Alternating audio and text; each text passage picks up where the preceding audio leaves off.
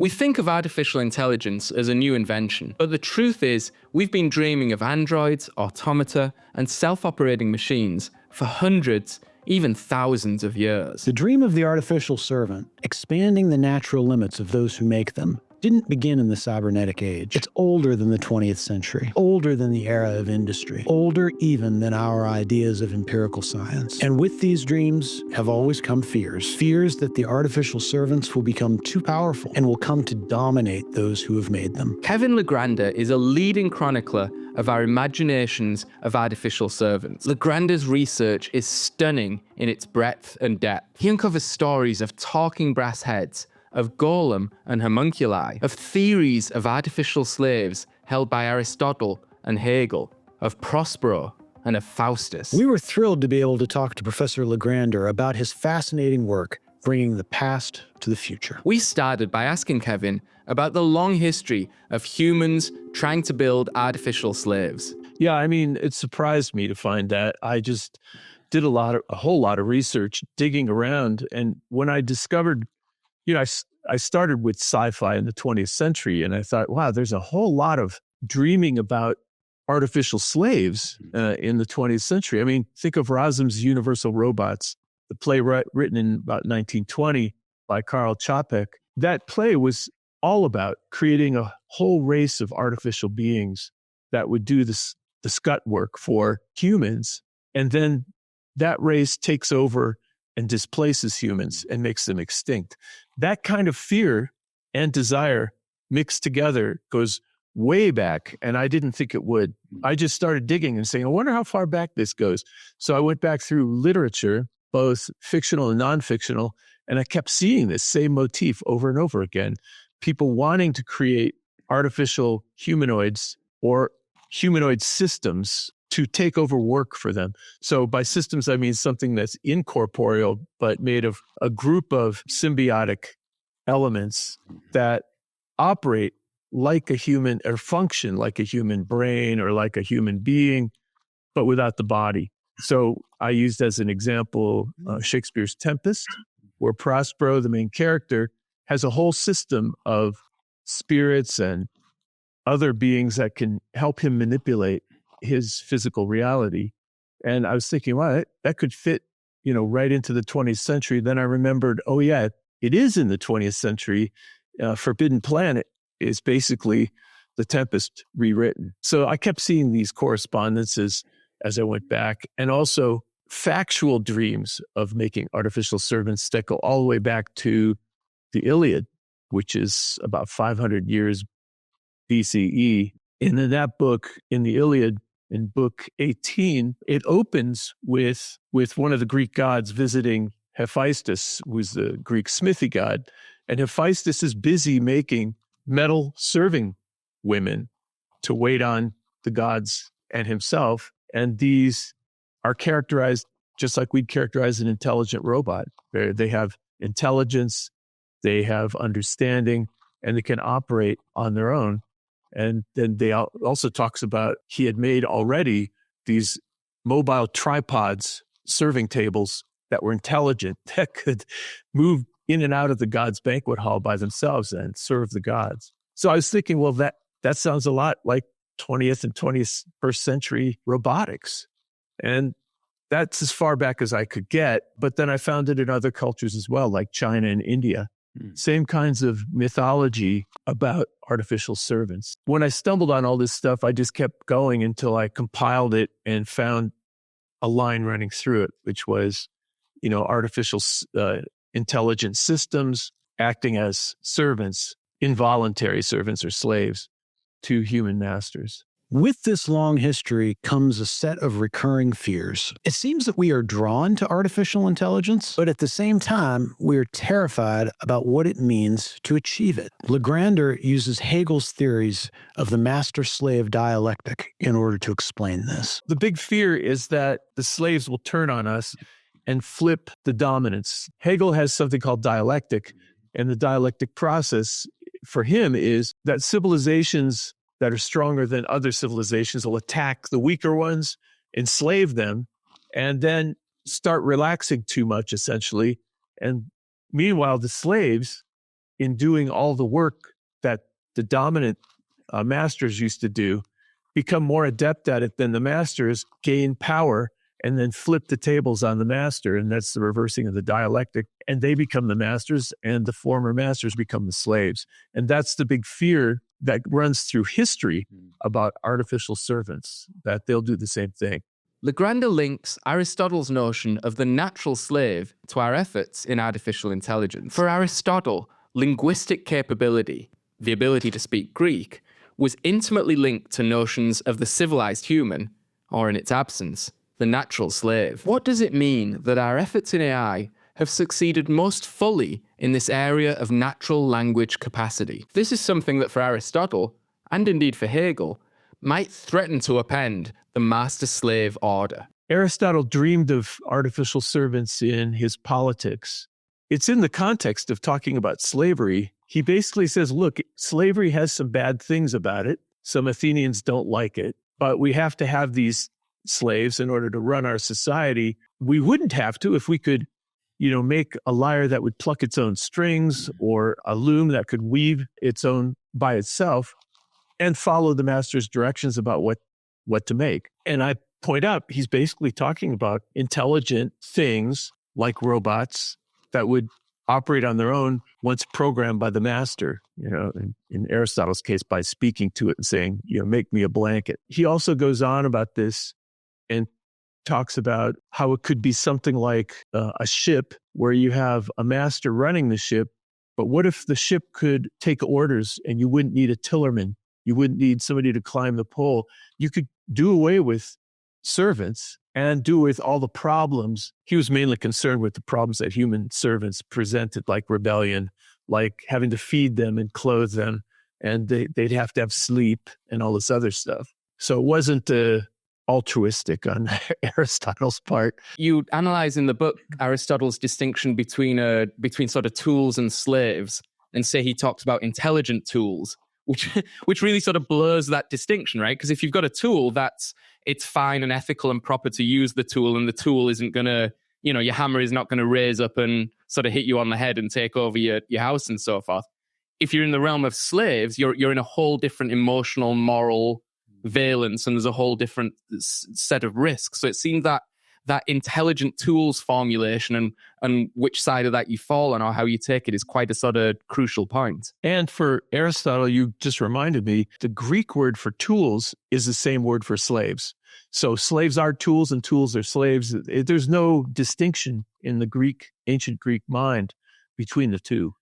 That's so interesting. And the importance of these linguistic points, because you mentioned Rosson's universal robots, and of course the word robot is introduced or popularized in English from the Czech robota, which variously translates as serf or slave or indentured labor. Kevin's research extends far and wide across eras and cultures. We asked him about some other instances that he had found of pre-scientific dreams of artificial beings. He began by telling us about the Jewish legend of the Golem. In investigating ancient tales that had to do with artificial servants, I came across a lot of different tales or myths from a lot of different cultures. Like I said before, Chinese, Indian, Western, Greek culture, but also Jewish culture, especially Jewish mystics.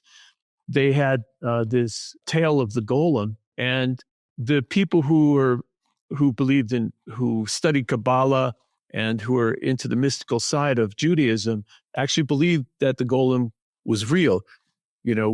Most other people think it's a myth, but there are still some people who believe in the golem as a real entity.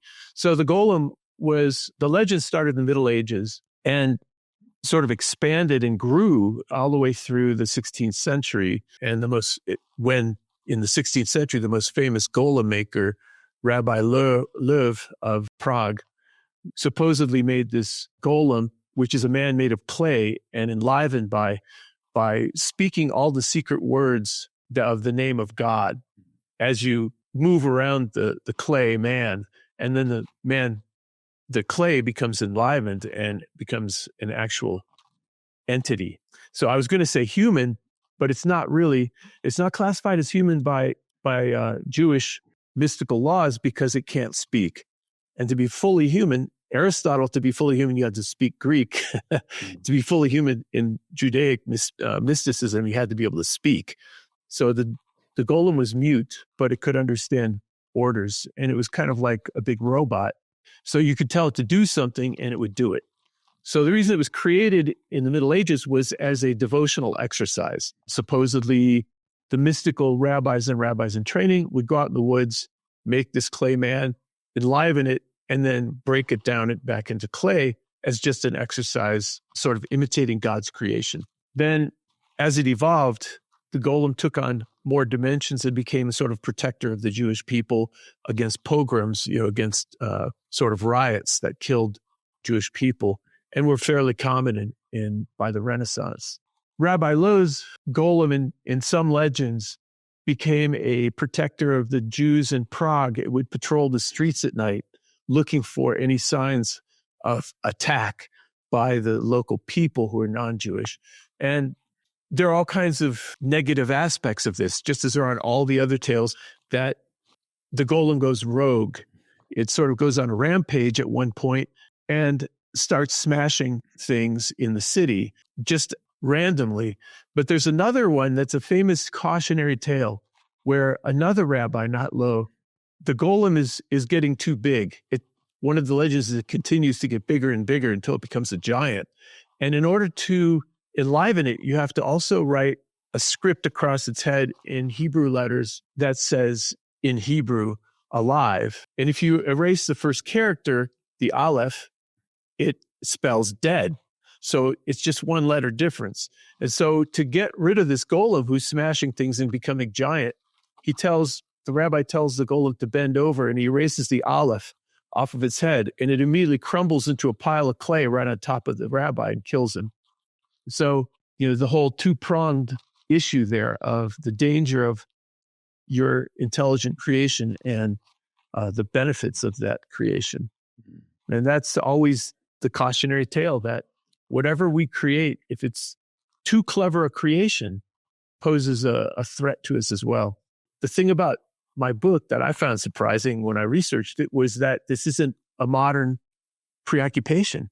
It's something that goes thousands of years back. We asked Kevin why these legends and fears were so pervasive in human history. He pointed us to the foundational myth of Prometheus as a kind of universal template for human concerns about the creation of life and our observance or defiance of natural limits. Yeah, I think it all goes back to the legend of Prometheus. I mean, I'm using Greek mythology again, but I think that legend typifies a universal worry by humans. That is, that we're going to defy the gods by making things that we shouldn't make.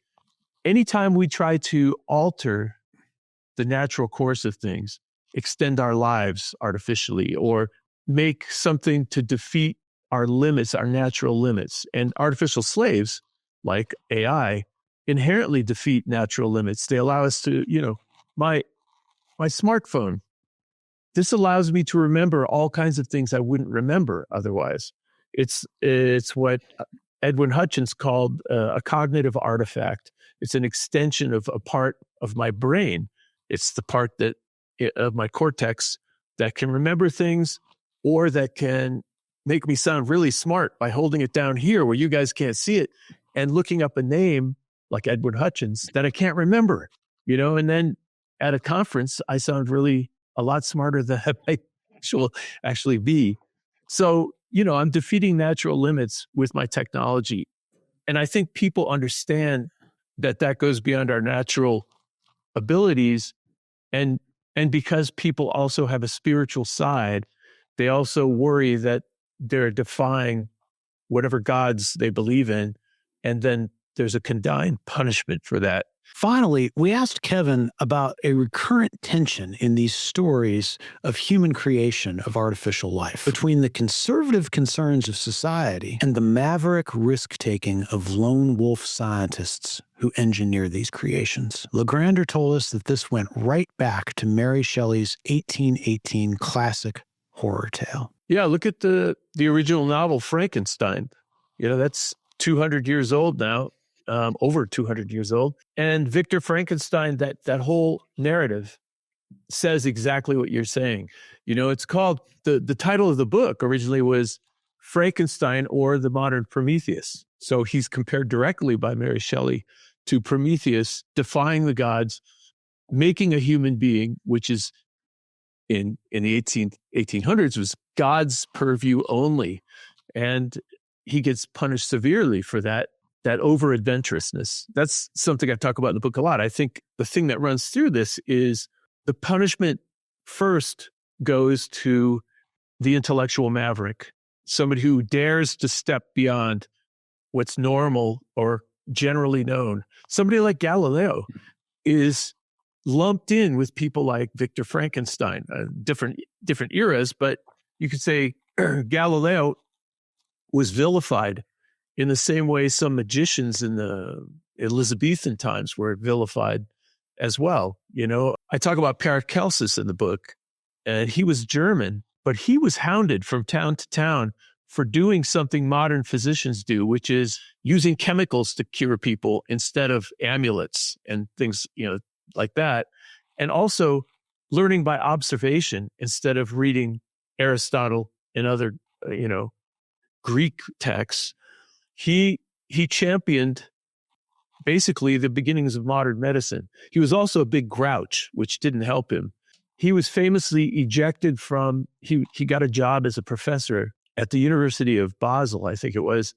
And he talked students into dragging books out of the library from ancient sources and burning them in the courtyard.